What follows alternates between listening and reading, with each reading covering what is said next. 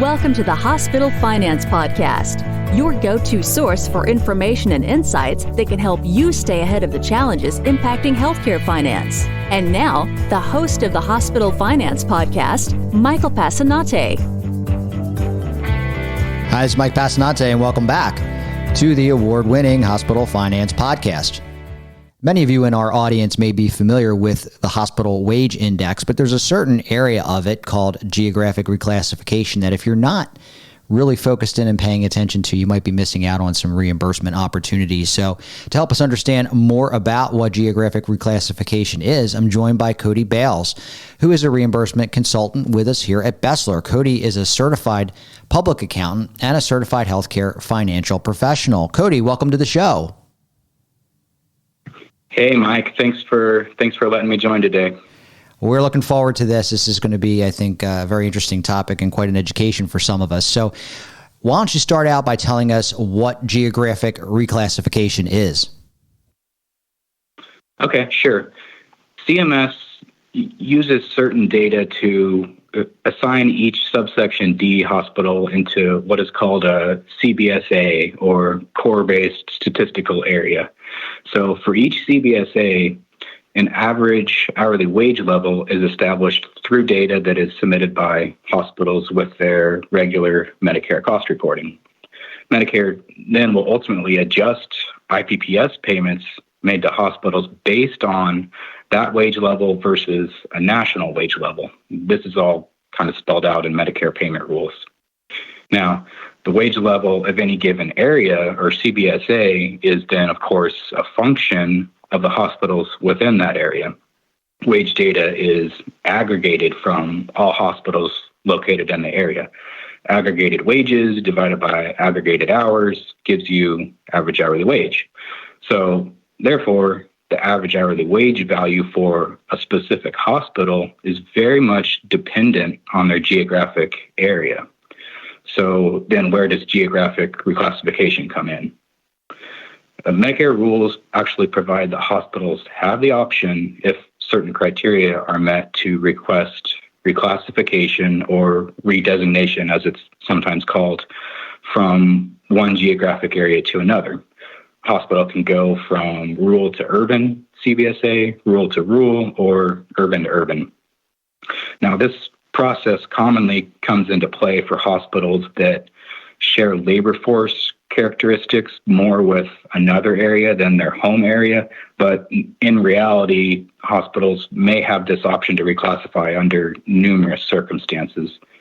And then ultimately, of course, the effect is that a reclassified hospital will receive the wage index value of the reclassified area, not their home area. And to also note that a reclassification request, once it's approved, is good for actually a 3-year term. Okay. So, Cody, what are the benefits of reclassifying?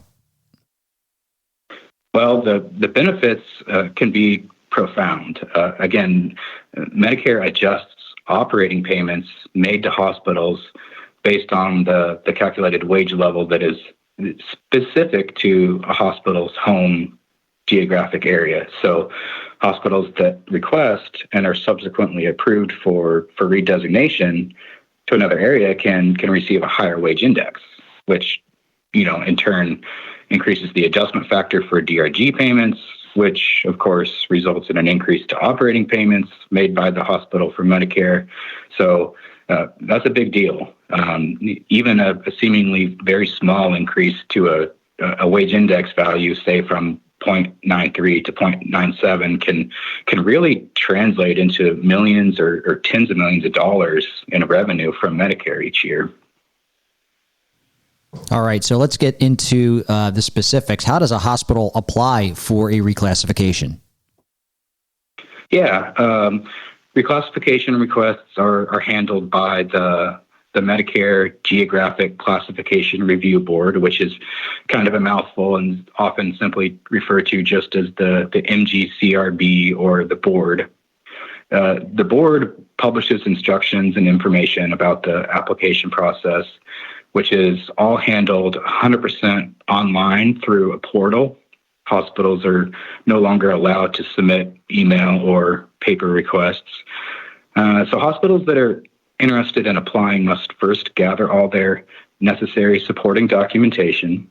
Then the hospital can, through a case representative, which can be someone that's internal to the facility or can be a third party, go through the online application process and upload all the documentation along with the application, just everything through the online portal. So the process itself isn't terribly complicated. It's understanding your options based on your eligibility and making all the correct calculations, which is a little more difficult. So, Cody, how would a hospital know if they're eligible? Good question, Mike. That's kind of where the rubber meets the road. The criteria that a hospital must demonstrate and the thresholds that must be met are somewhat complicated. There are a couple of different buckets of types of criteria to keep in mind. One is proximity. Hospitals must demonstrate that they are located physically near to the area for which they want to reclassify. The other criteria to remember is the wage level threshold test. Essentially, hospitals must use prescribed wage data to show that their calculated average hourly wage meets certain thresholds when compared both to their home area and to the area for which they're requesting reclassification. And to further complicate matters, the criteria for that mileage of that distance and the wage threshold levels that must be met, it varies actually quite a bit depending on the characteristics or status of the hospital. So urban versus rural, and then also any special status the hospital might have, rural referral center as an example. So, Cody, what happens if a hospital does not meet the criteria? What can they do? There are a few options. If a hospital does not individually meet the eligibility criteria, then it may combine efforts with other hospitals in the county for what is called a group application. The criteria for a group application differ from that of an individual. So hospitals may actually find that they don't meet the criteria individually, but they do as part of a group.